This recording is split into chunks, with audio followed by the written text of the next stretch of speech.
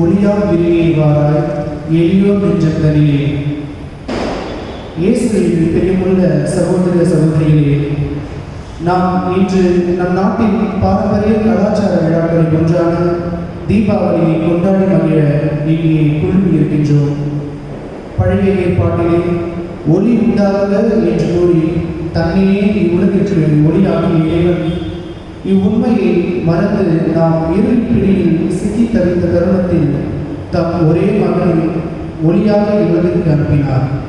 இதையே கிறிஸ்து நானே உலகின் ஒளி, என்னை பின் செல்பவன் இருளில் நடவான் என்பதன் மூலம் நம் அனைவரையும் இருளில் விட்டு ஒளியில் வாழ அழைக்கின்றார். கிறிஸ்து நமக்கு ஒளி என்றார். கிறிஸ்தவர்களாகிய நாம் பிறருக்கு ஒளியாக திகழ வேண்டும் என்பதே இன்றைய திருவிழா நமக்கு தரும் நற்செய்தி. நாம் கிறிஸ்துவை போல் ஒளியாக மாற வர வேண்டுமோ? சாதி, மத, இன, பொருளாதார ஏற்றத்தாழ்வுகள் போன்ற இருளை அழித்து நாம் மற்றவர்களுக்கு உண்மை ஒளியாக திகழ்வோம். இன்று நாம் சிறப்பாக நம் இந்து மத சகோதர சகோதரிகளுக்காக ஜெபிப்போம். இவர்கள் அனைவரும் விழாவின் நோக்கத்தை மனதில் கொண்டு அதன்படி வாழ வரம் கேட்போம். மேலும் சிறப்பாக பட்டாசு தொழிற்சாலைகளில் பணிபுரியும் அனைத்து தொழிலாளர்களுக்காகவும் சிறப்பாக குழந்தை தொழிலாளர்களுக்காகவும் ஜெபிப்போம். குழந்தைகள் தின விழாவில் சிறப்புகின்ற நன்னாளினை நம் குழந்தைகளின் எதிர்காலம் சிறக்கவும் இவர்களுக்கு இறைவன் நல்ல ஞானத்தையும் உடல் நலனையும் தந்தருளவும் இத்திருமலையில் சிறப்பாக ஜெபிப்போம்.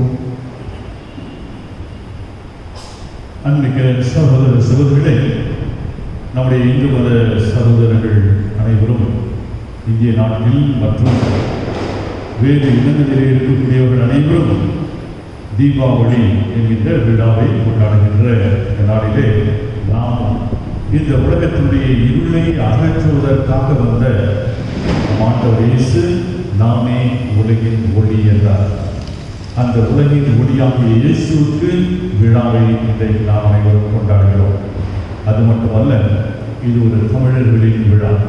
வடநாட்டு மக்கள் இது தன்னுடைய விழா என்று நரகாசுரனை வெற்றி கொண்ட விழா என்று 11ஆம் நூற்றாண்டிலே இது மறுவி மாற்றப்பட்டு திருத்தப்பட்டு கொண்டாடப்படுகின்ற ஒரு விழாவாக இருக்கிறது. ஆனால் இதனுடைய வரலாற்றை பார்க்கின்ற பொழுது வரலாற்றுடைய ஒரு பக்கம் என்ன சொல்கிறது என்று சொன்னால், இது தமிழர்கள் வடநாட்டாரின் மீது வெற்றி கொண்ட விழாவை கொண்டாடியதுதான்.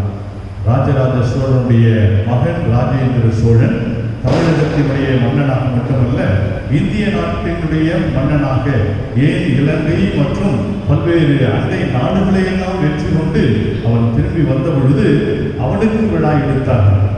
லட்சக்கணக்கான பேர் கூடி விழா கொண்டாடினார்கள். வர முடியாதவர்கள் எல்லாம் அவர்களுடைய வீடுகளிலே விளக்குகளை ஏற்றி அவர்கள் காலையில் குளித்து அந்த வெற்றியின் விழாவை, வடநாட்டாரின் மீது வெற்றியின் விழாவை கொண்டாடிய தமிழர்களின் விழா தான் இந்த தீபாவளி என்கின்ற ஒரு விழா. இது மாற்றப்பட்டு இன்றைக்கு நாமும் இது ஏதோ நரகாசுரனை கொண்ட ஒரு விழா என்று கொண்டாடி கொண்டிருக்கிறோம். ஆனால் வரலாற்றுடைய பக்கங்கள் மீண்டுமாக மாற்றி எழுதப்பட வேண்டும் என்கின்ற ஒரு கருத்தை முன்வைத்து இந்த திருப்பதியில் நாம் அனைவரும் பங்கேற்போம். உலக இருள் அகற்றுகின்ற ஒளியாகிய கிறிஸ்துவை கொண்டாடுகின்ற ஒரு விழாவாக இதை நாம் கொண்டாடுவோம். திருப்பலியிலே தகுந்த முறையில் பங்கேற்க தடையாக இருக்க நம் பாவங்களை ஏற்று அவற்றுக்காக மனம் வருந்தி இறைவனுடைய இரக்கத்தை வேண்டுவோம். எல்லாம் வல்ல இறைவனிடமும்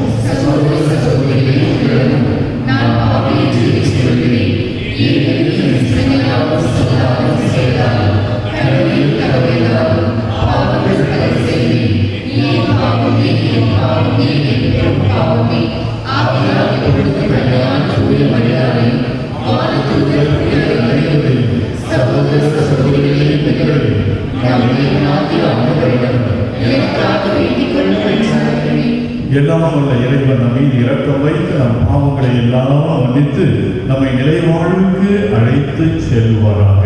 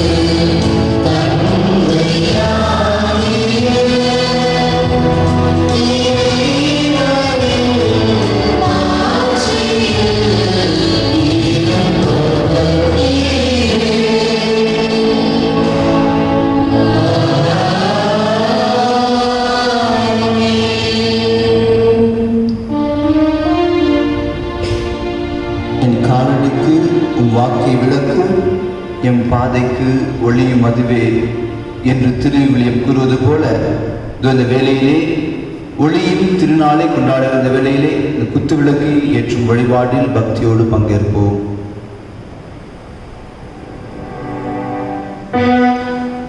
தீப விழாவை சிறப்பாக கொண்டாட குழுமியிருக்கும் நாம் கிறிஸ்துவை குறித்த இந்த குத்துவிளக்கை நம் சமுதாயத்தின் அன்பின் தீபங்களாக ஒளிர வேண்டும் என்பதை உணர்ந்தவராக ஏற்றுவோம். ஒளியாம் கிறிஸ்துவில் ஒன்றுபட்ட நாம் உலகிற்கு ஒளியாய் விளங்க வேண்டும் என்பதை குறிக்க இப்பொழுது இந்த குத்துவிளக்கை ஏற்றுவோம். விளக்கின் திரியை நம்முடைய பங்கு தந்தை அவர்களும், அதனைத் தொடர்ந்து நம்முடைய ஆன்மீக தந்தை அருட்தந்தை ஜோசப் தாமஸ் அவர்களும், அவரைத் தொடர்ந்து இளைஞர்கள் சார்பாக அருட்தந்தை உதவி பங்கு தந்தை அவர்களும் இன்று தங்களுடைய தினத்தை கொண்டாடுகிற குழந்தைகள், பீடப்பூக்கள், விளக்கின் 2 திரிகளை ஏற்றுவார்கள்.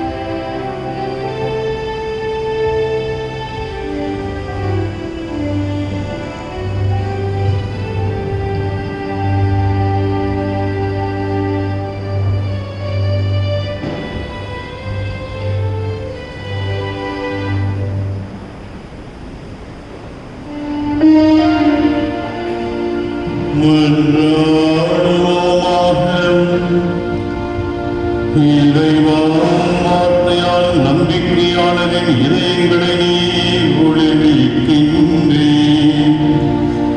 இவ்வுலகிலும் திருமகனுடைய உடனிருப்பின் அடையாளங்களாக நாங்கள் திகழும் பொருட்டு அவர் வாக்களித்ததை போன்று எங்கள் உள்ளங்களை புதுப்பித்து நிறைவுண்மையை நோக்கி எங்களை வழிநடத்த வேண்டுகின்றோம். உமோடு தூயாவின் ஒன்றிப்பில் இறைவனாய் என்றென்றும் வாழ்ந்து ஆட்சி செய்கின்ற அவர் வழியாக உம்மை மன்றாடுகிறோம்.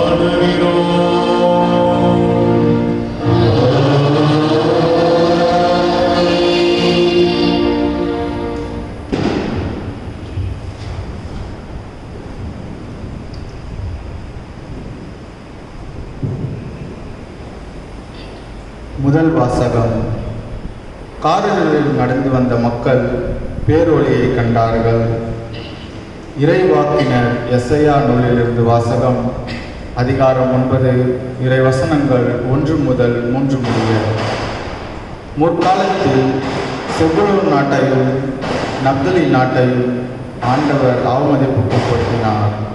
பிற்காலத்திலோ பெருங்கடல் வழிப்பகுதி, யோர்தானுக்கு அப்பால் உள்ள நிலப்பரப்பு, பிற இனத்தார் வாழும் கலிலேய நாடு ஆகிய பகுதிகளுக்கு மேன்மை வர செய்தார். காரில் நடந்து வந்த மக்கள் பேரொளியை கண்டார்கள். சாவின் நிழல் சூழ்ந்துள்ள நாட்டில் குடியிருப்போர் மேல் சுடர் ஒளி உதித்துள்ளது. ஆண்டவரே அந்த இனத்தாரை பழுகி பெற செய்தீர்.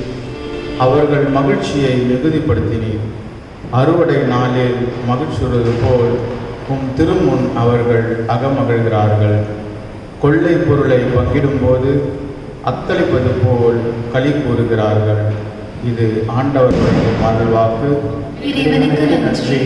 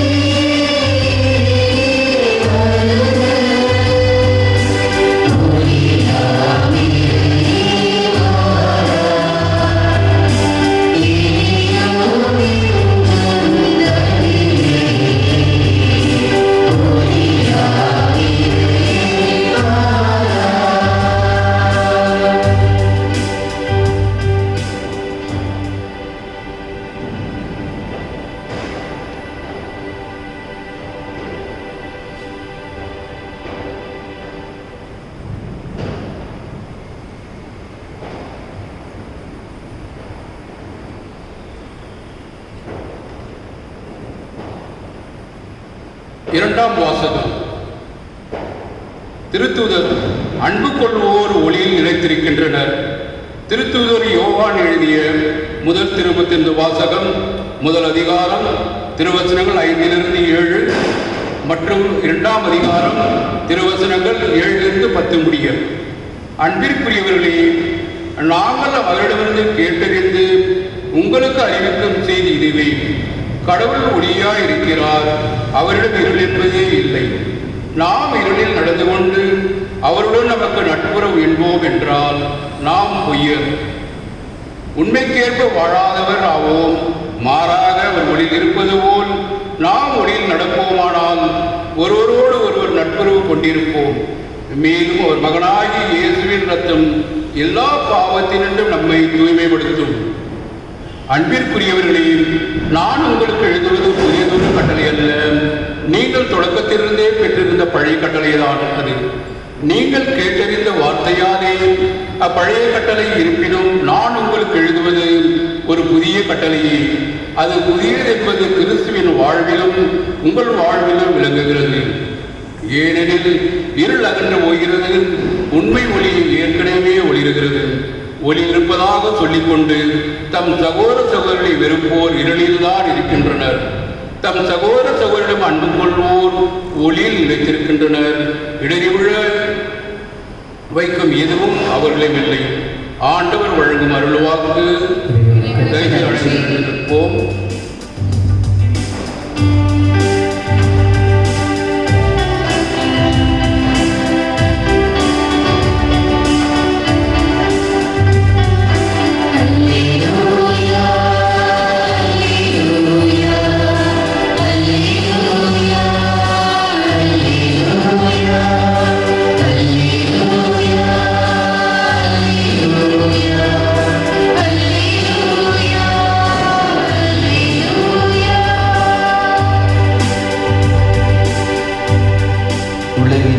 நானே, என்னை பின்தொடர்பவர் இருளில் நடக்க மாட்டார், வாழ்வுக்கு வழிகாட்டும் கொண்டிருப்பார். அல்லேலூயா.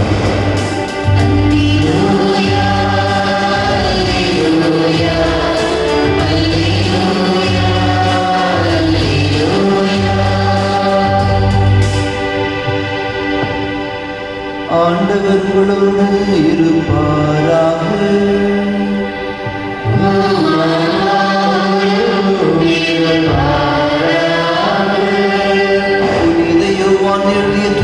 செய்திலிருந்து வாசகம்.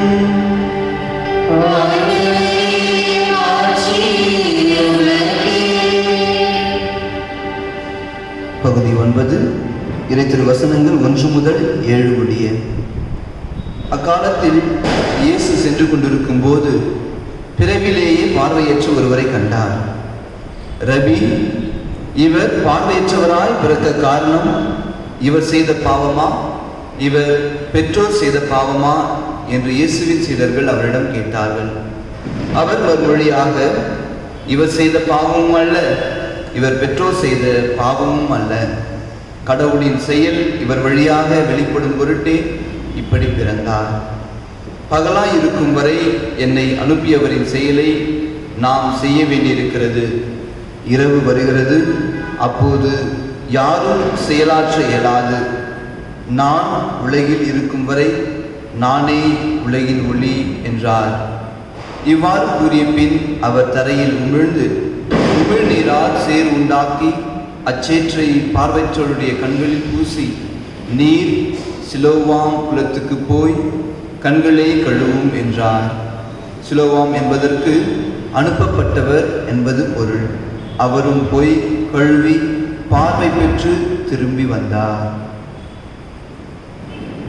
ஆண்டவரின் அருள்வாக்கு.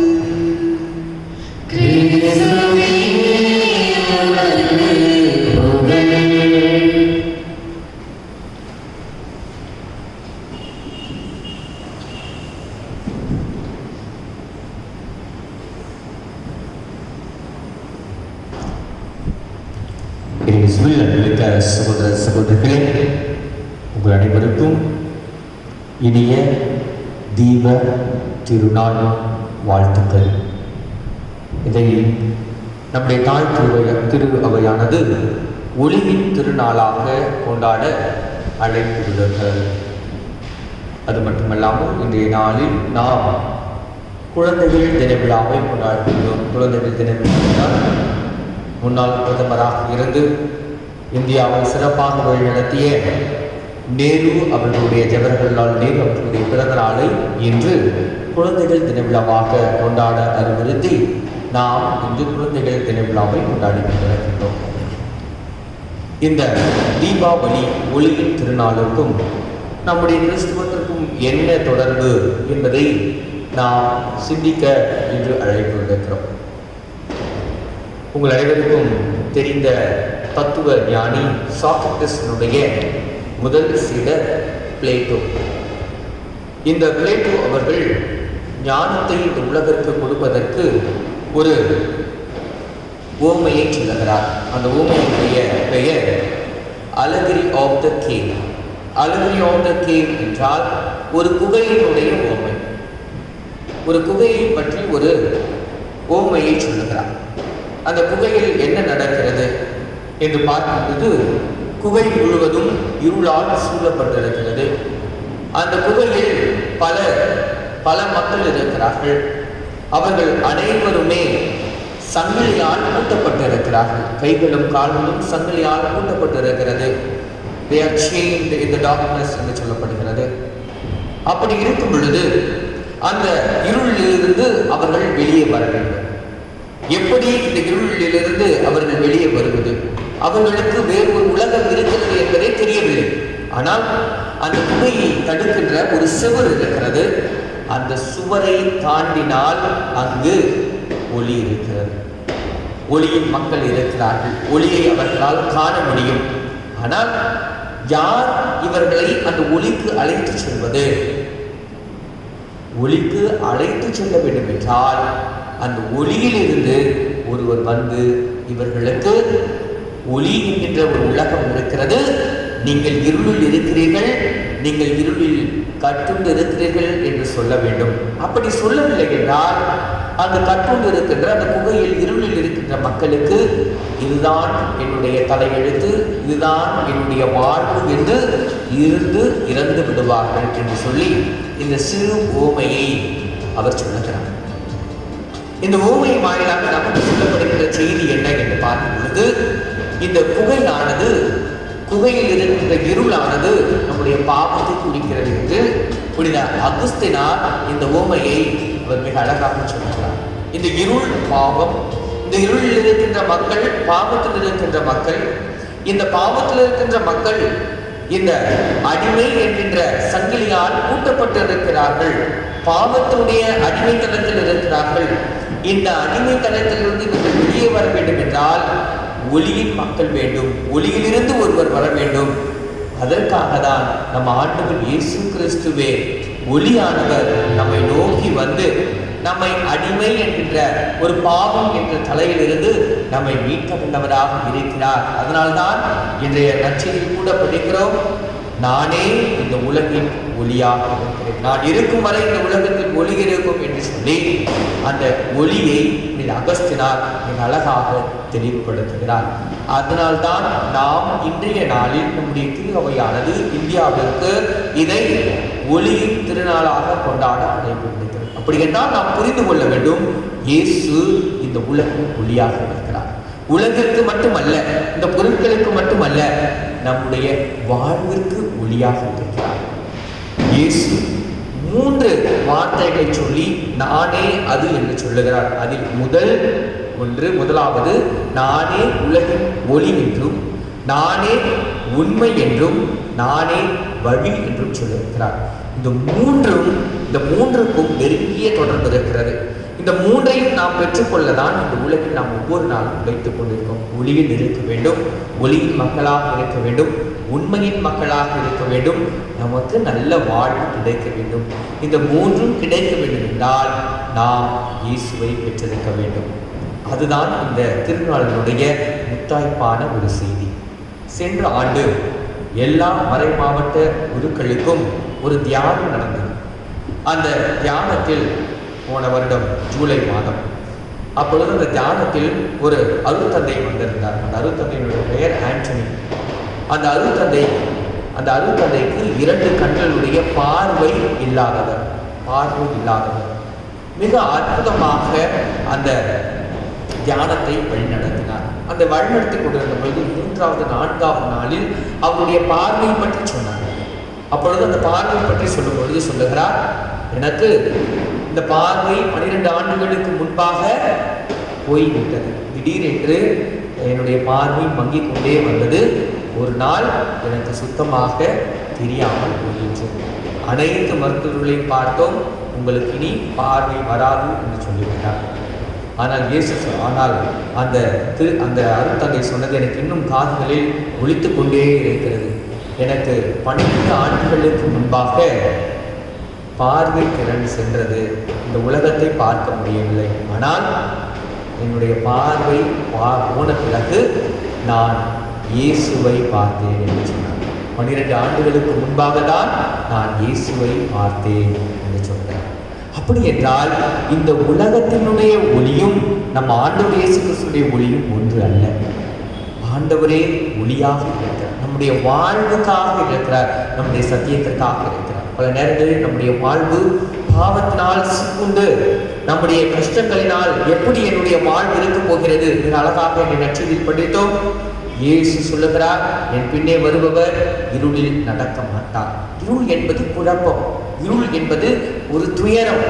இந்த துயரத்தில் நீங்கள் நடக்கப் போவதில்லை என்று மிக ஆணித்தரமாக இயேசு சொல்லுங்க. முதல் வாசகத்தில் எசையா புத்தகத்தில் மிக அழகாக சொல்லப்பட்டது, இருள் நடந்த மக்கள் பேரொளியை கண்டார்கள். இந்த பேரொளி என்பது இந்த சாதாரண ஒளி அல்ல, நாம் பார்ப்பது அல்ல. அதையும் தாண்டிய குழப்பமான ஒரு சூழ்நிலையில் என்னுடைய வாழ்வு எப்படியாக இருக்கும், இனி நான் எப்படி என்னுடைய வாழ்வை நான் பார்க்க போகிறேன், இந்த உலகம் எப்படி நகரப் போகிறது, இந்த கொரோனாவுடைய நேரத்தில் இந்த சூழ்நிலையில் என்னால் இந்த உலகத்தை சுற்றி இருக்கின்ற எல்லா ஏற்று பேச்சுக்களுக்கும் என்னால் ஈடு கொடுக்க முடியுமா என்கின்ற ஒரு கேள்வி இருந்தால், உங்களுக்கு மங்களாக தெரியுது என்றால், உங்களுக்கு இருளாக தெரியுது என்றால், இயேசு சொல்லுகிறார், நான் உங்களுக்கு ஒளியாக இருக்கிறேன். எனவே அந்த ஒளியின் மக்களாக வாழ இன்றைய நாளில் நம் அனைவருக்கும் அழைப்பு விடுக்கிறது. ஆண்டவர் இயேசு கிறிஸ்துவை நாம் பற்றிக்கொள்வோம், அவரை பெற்றுக்கொள்வோம். உண்மையான ஒளி அவரே, உண்மையான வாழ்வு அவரே, அவரே உண்மை என்பதை நாம் தெரிந்து கொள்ள தொடர்ந்து திருப்பலில் மன்றாடி செல்வோம். ஆமென்.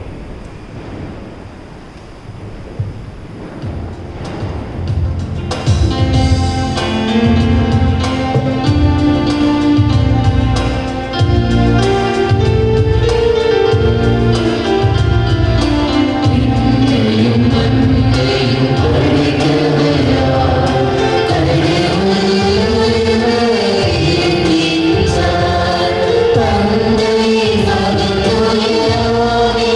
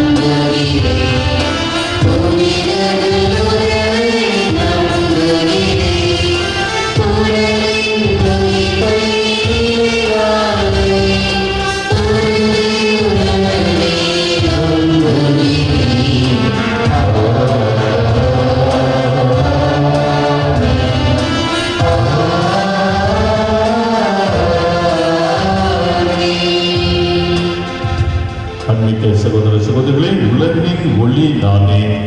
என்னை பின் செல்லுகின்றவர்கள் இருளில் நடக்க மாட்டார்கள் என்று கூறிய நம் ஆண்டவர் இயேசுடைய வார்த்தைகளின்படி நாம் ஒளியின் மக்களாக, ஒளியை பின்பற்றி வாழுகின்ற மக்களாக நாம் வாழ நமக்கு தேவையான வரங்களை மன்றாட்டுக்களாக எடுத்துச் சொல்லி ஜெபிப்போம். உலகத்தின் ஒளியே இறைவா, எங்களை நல்ல முறையில் ஒளியின் பாதையில் அழைத்து சென்று கொண்டிருக்கும் திருத்தந்தை பிரான்சிஸ், ஆயர்கள், குருக்கள், துறவரத்தார் அனைவரையும் உம் பாதத்தில் ஒப்படைக்கின்றோம்.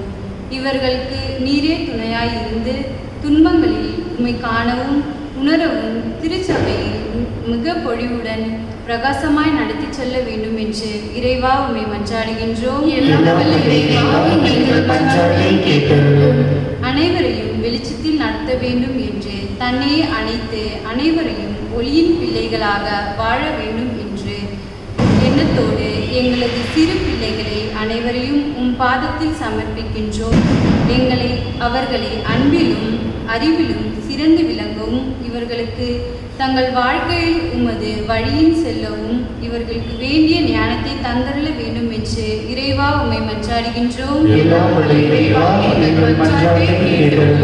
ஒளியின் தெய்வமே எம் இறைவா, சுயநலம், ஆணவம், அதிகாரம், பணவெறி, பதவி வெறி என்கின்ற பாவ இருளில் இருந்து எங்களையும் எங்கள் சமூகத்தையும் மீட்டு, குறிப்பாக மதவெறியில் இருந்து எம் நாட்டையும் நாட்டு மக்களையும் பாதுகாத்து என்றும் உமது நித்திய ஒளியில் மக்களாக நாங்கள் வாழ வரமல்ல வேண்டும் என்று இறைவா உம்மை மன்றாடுகின்றோம்.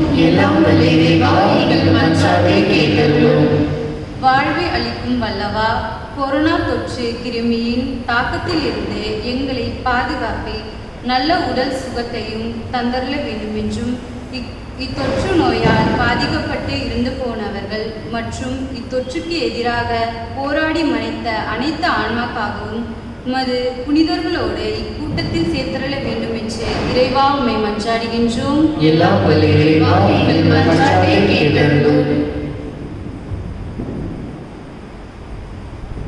இன்றைய நாளிலே நம்முடைய உயர் மறை மாவட்டத்தில் நம்முடைய பேராயர், நம்முடைய உயர் மறை மாவட்டத்திலே உழைத்து மரித்த பேராயர்கள், ஆயர்கள், குருக்கள் அனைவருடைய ஆத்ம இடைப்பாற்றிற்காக திருப்பலியை நிகழ்த்தினார்கள். பல குருக்கள் இணையதள வழியாக இதிலே கலந்தும் கொண்டிருக்கிறார்கள். நாமும் நம்முடைய மறை மாவட்டத்திலே உழைத்து மரித்த பேராயர்கள், ஆயர்கள், அனைத்து குருக்கள், இன்னும் சிறப்பாக இந்த கொரோனா காலத்திலே இறந்த 2 குருக்கள், அருட்தந்தை பாஸ்கல் பேத்ரூஸ் மற்றும் அருட்தந்தை BK பிரான்சிஸ் சேவியர், இவர்கள் அனைவருக்கும் இறைவன் தன்னுடைய நித்திய ஒளியிலே பங்களிக்க வேண்டும் என்று மன்றாடுவோம்.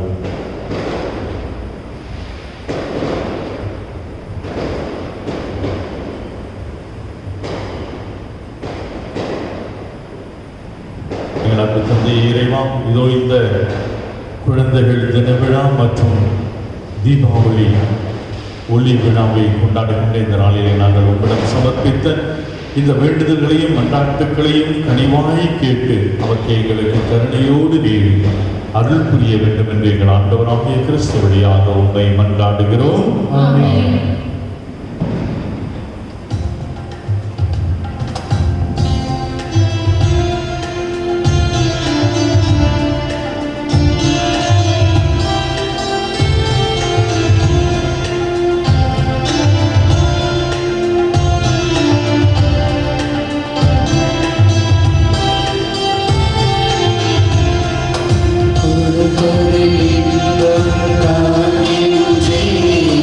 Glory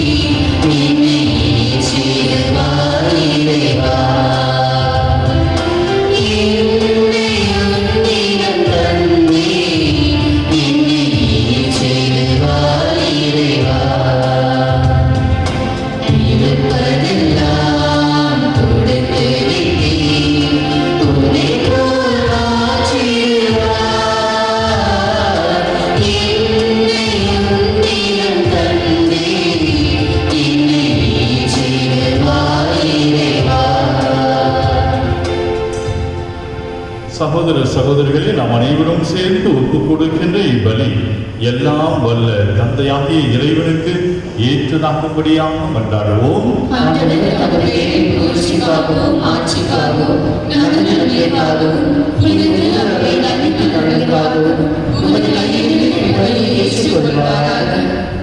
ஆண்டவரே, அன்புடனும் இறைப்பற்றுடனும் பீடத்தின் மீது வைக்கப்பட்டுள்ள காணிக்கைகளை கண்ணோக்கியருமை வேண்டுகின்றோம்.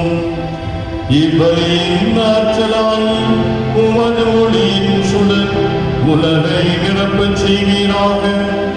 எங்கள் ஆண்டவராகிய கிறிஸ்து வழியாக உம்மை மன்றாடுகிறோம்.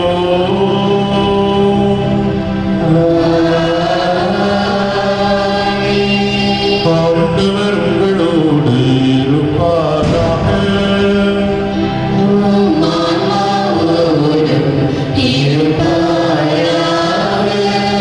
இதயங்களை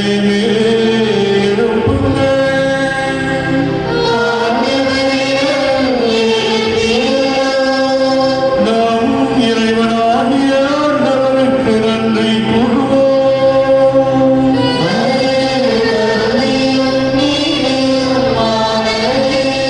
ஆண்டவரே, தூயவரான தந்தையே, என்றும் உள்ள எல்லாம் வல்ல இறைவா, என்னாலும் இவ்விடத்திலும் நாங்கள் உமக்கு நன்றி செலுத்துவதும் மெய்யாகவே தகுதியும் நீதியும் ஆகும். எங்கள் கடமை மீட்புக்குரிய செயலுமாகும். ஏனெனில் பகலையாலும் பெருஞ்சுடராக கதிரவனையும் இரவில் ஒளிவர நிலவையும் விண்மீன்களையும் நீ தொடக்கத்தில் படைத்தீ. காலம் நிறைவுற்ற போது உலகின் ஒளியாக திகழும் உம் ஒரே திருமகனையும் அனுப்பினீர். பாவையிருளகை சாவு ஆகியவற்றின் ஆதிக்கத்திலிருந்து எங்களை விடுவித்து உமது வியப்புக்குரிய ஒளிக்கு எங்களை அழைத்துள்ளீர். ஆகவே வானதூதர் முதன்மை வானதூதரோடும் அரியணையில் அமர்வோர் தலைமை தாங்குவோரோடும் வான்படைகளின் அணிகள் அனைத்தோடும் சேர்ந்து நாங்கள் வரும் ஆட்சியை புகழ்ந்து முடிவின்றி பாடுவதாகும்.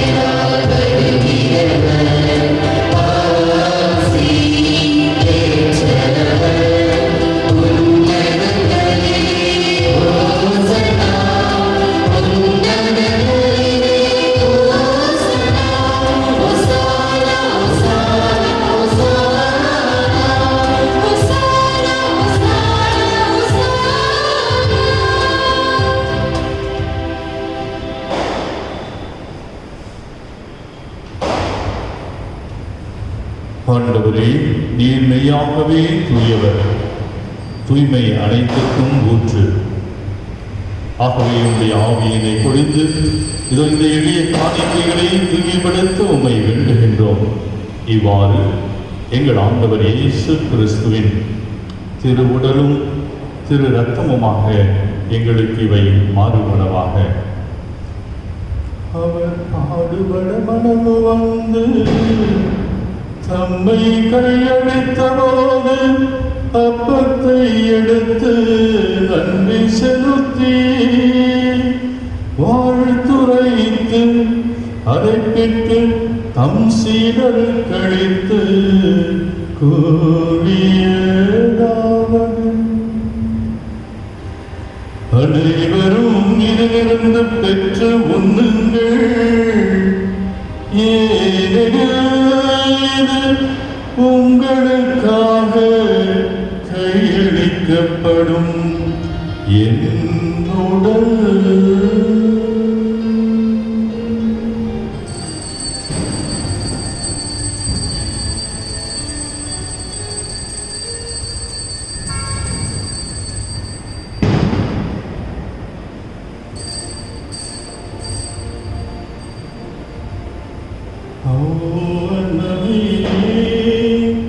உணவருந்தியவின் வணக்கத்துக்குரிய தம் திரு கைகளில் திராட்சை ரசம் நிறைந்த கிண்ணத்தை எடுத்து நன்றி செலுத்தி தம் சீடர்களுக்கு அளித்து அவர் கூறியதாவது,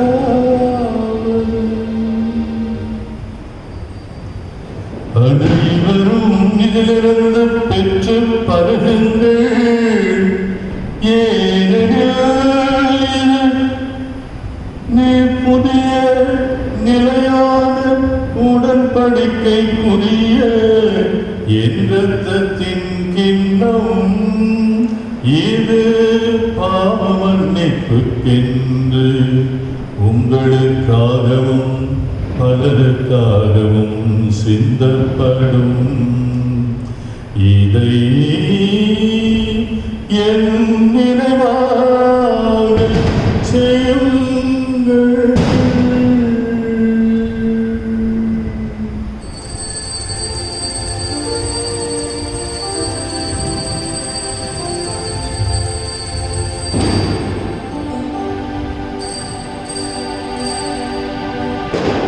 நம்பிக்கையின் மறைபொருள்,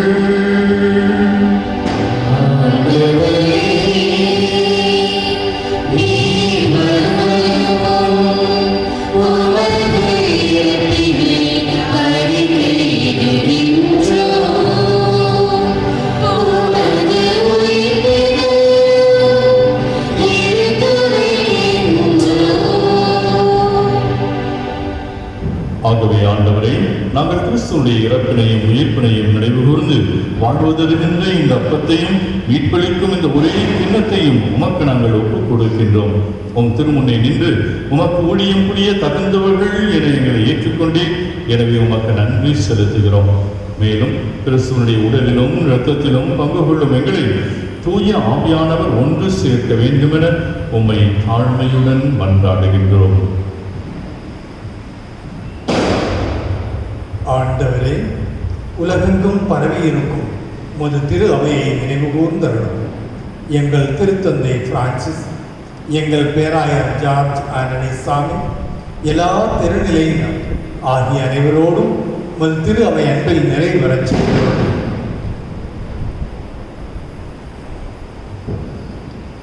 மேலும் உயிர்த்தலும் எதிர்நோக்குடன் துளிகளும் எங்கள் சகோதர சகோதரிகளையும் இறந்தோர் அனைவரையும் சிறப்பாக எங்கள் சென்னை மயிலை உயர்மறை மாவட்டத்தில் சிறப்பாக வழிநடத்திய பேராயர்கள், ஆயர்கள், குருக்கள் ஆகிய அனைவரையும் இரக்கத்துடன் நினைவு கூர்ந்து உமது திருமுக ஒளியினுள் ஏற்றுகளும்.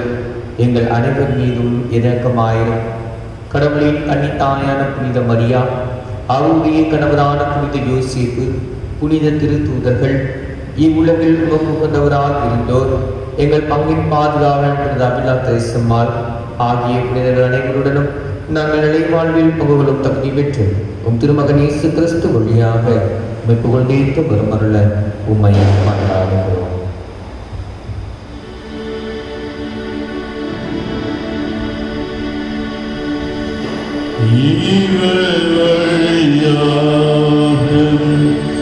இவரோடு இவரில் எல்லாம் இறைவனாகிய தந்தையே, தூய ஆவியானவரின்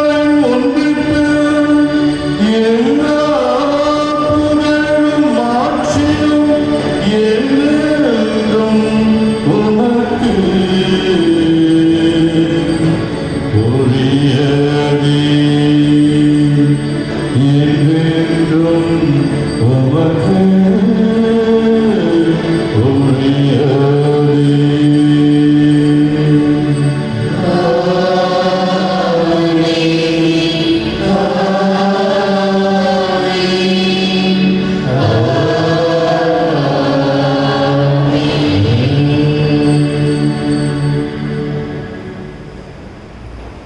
மீட்பரின் கட்டளையால் கற்பிக்கப்பட்டு இறைவனிப்பினையால் பயிற்சி பெற்ற நாம் துணிந்து பாடுவோம்.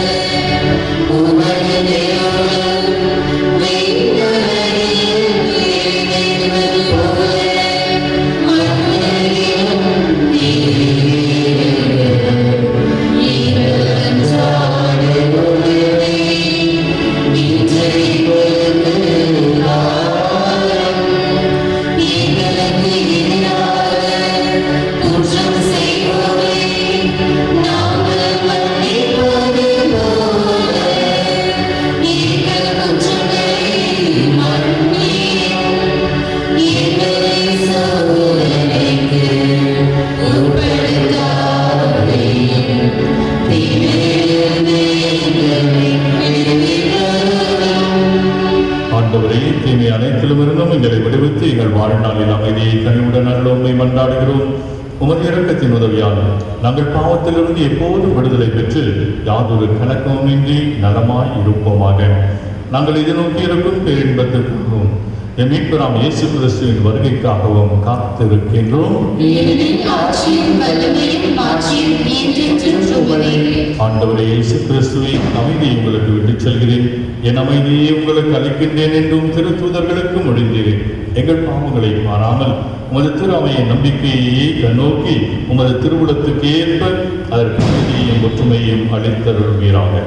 என்றென்று வாழ்ந்து ஆட்சி செய்கின்றவர் நீரே. ஆண்டவருடைய அமைதி உங்கள் அனைவரோடும் என்றும் இருப்பதாக. இறைவன் தருகின்ற அமைதியை ஒருவர் மற்றவரோடு பகிர்ந்து கொள்வோம்.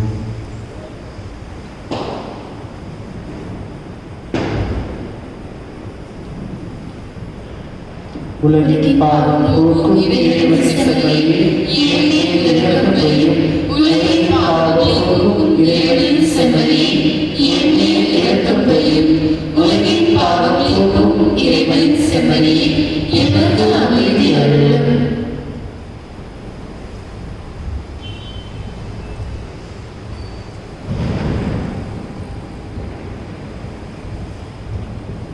ஆண்டவராகிய இயேசு கிறிஸ்துவை நாங்கள் உட்கொள்ளும் திருவுடலும் இரத்தமும் எங்களை நீதி தீர்ப்புக்கும் தண்டனைக்கும் உள்ளாக்காமல் உமது பரிவிலக்கத்தினால் எங்கள் மனதுக்கும் உடலுக்கும் பாதுகாப்பாகவும் நலமளிக்கும் அருமருந்தாகவும் அமைவனவாக.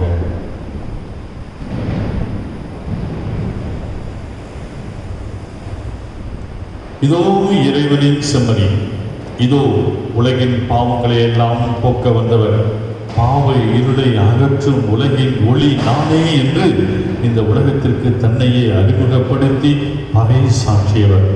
இவருடைய திருவிருந்திற்கு அழைக்கப்பட்டிருக்கின்ற நாம் ஒவ்வொருவரும் பேறு பெற்றோர். நீ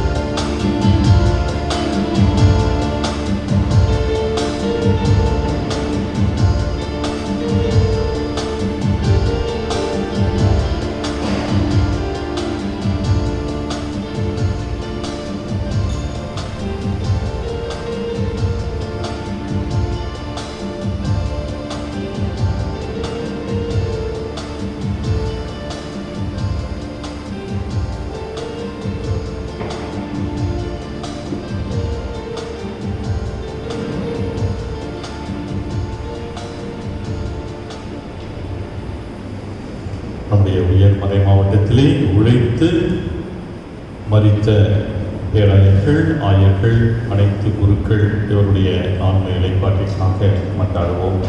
விண்ணுலகில் இருக்கிற எங்கள் தந்தையை, உமது பெயர் தூயதென போற்ற பிறகு உமது ஆட்சி வருக, உமது திருவுளம் விண்ணுலகில் நிறைவேறுவது போல மண்ணுலகிலும் நிறைவேறுக.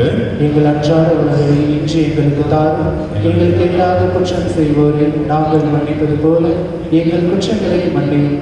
எங்களை சோதனைக்கு உட்படுத்தாதையும் தீமையிலிருந்து எங்களை விடுவித்தருளும். அருள் நிறைந்த மரியே வாழ்க, ஆண்டவர் உம்முடனே, பெண்களுக்குள்ளே ஆசீர்வதிக்கப்பட்டவர் நீரே, உம்முடைய திருவயிற்றின் கனியாக இயேசுவும் ஆசீர்வதிக்கப்பட்டவரே. புனித மரியே, இறைவனின் தாயே, பாவிகளாகிய எங்களுக்காக இப்பொழுதும் எங்கள் இறப்பின் வேளையிலும் வேண்டிக் கொள்ளும். ஆமென். தந்தைக்கும் மகனுக்கும் தூய ஆவியாருக்கும் ஆட்சி உண்டாவதாக. தொடக்கத்தில் இருந்தது போல இப்பொழுதும் எப்பொழுதும் என்றென்றும் இருப்பதாக. ஆமென். நித்திய ஒளியை, நித்திய இளைப்பாற்றியை இறந்த என்னுடைய பேராயர்கள், குருக்களுக்கு நித்திரளும் ஆண்டவரே, முடிவில்லாத ஒளி அவர்கள் மேல் ஒளிர்வதாக. மறுபடி உங்கள் அனைவருக்கும் தீபாவளி பெருவிழாவினுடைய நல் வாழ்த்துக்களை தெரிவித்துக் கொள்கின்றோம். கிறிஸ்து இந்த உலகின் ஒளி என்று கூறிய அந்த கிறிஸ்துவை ஏற்றுக்கொண்டிருக்கின்ற நாம் அனைவரும் நம்முடைய வாழ்விலே அந்த கிறிஸ்துவின் ஒளியேற்ற வேண்டும், பாவ இருளை அகற்ற வேண்டும் என்று தொடர்ந்து நாம் ஜெபிப்போம். இறுதி ஜெபத்திற்காக அனைவரும் எழுந்திருப்போம்.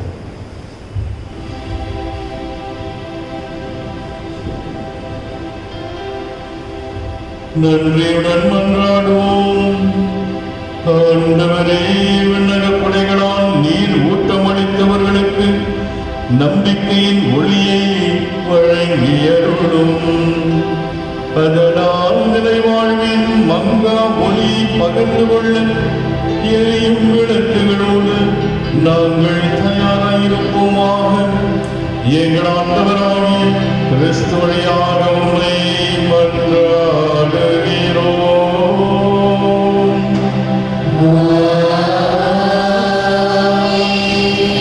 ஆண்டவர் உங்களோடு இருப்பாராக.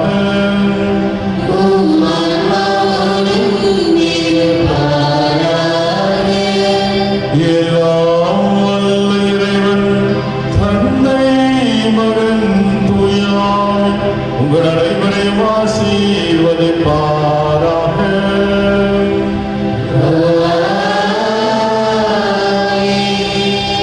ஒளியின் மக்களாக வாழ சென்று வாழுங்கள். திருப்பதி நிறைவேறிற்று.